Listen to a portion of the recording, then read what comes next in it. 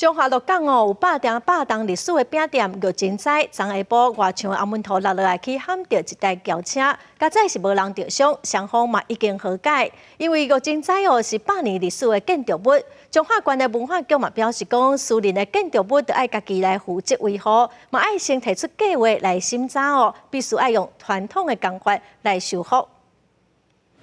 黑色修理车后壁的闸风玻璃全部碎去，车内全部拢是一块阿门头。意外发生伫咧5号下晡1点左右，骑乘女子甲朋友将车停咧中华县鹿港镇民族路的100年知名糕饼店玉珍斋外口，到附近用餐。但是玉珍斋3楼壁面的阿门头向落来，撼到车辆，加载无人伤亡。就是从那个电线杆那边，就是那个杆子旁边，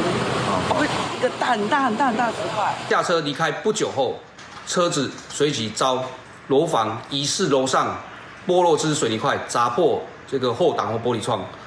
远警来联系这个屋主到场，双方已经互留资料，我自行谈妥赔偿事宜。警方得到消息到现场扣封锁线，玉珍斋黄姓出租到现场，甲车主自行调解。 玉珍斋伫咧1932年竣工，是鹿港老街的地标，因有历史文化价值。中华县文化局2006年将伊指定登录为历史建筑。玉珍斋负责人强调，车损赔偿会由保险来给付，老厝拢有例行的检查，事发原因也搁爱再了解，可能甲正正的地档有关系。我们都有保公共危险，然后我们老屋我们之前也都有在检查，所以这个怎么掉下不知道啊，我们马上就又再来。 再派人再重新再检查一次，我是觉得应该是地震会造成它的那个有菌类。是历史建筑的话，它是私人的建物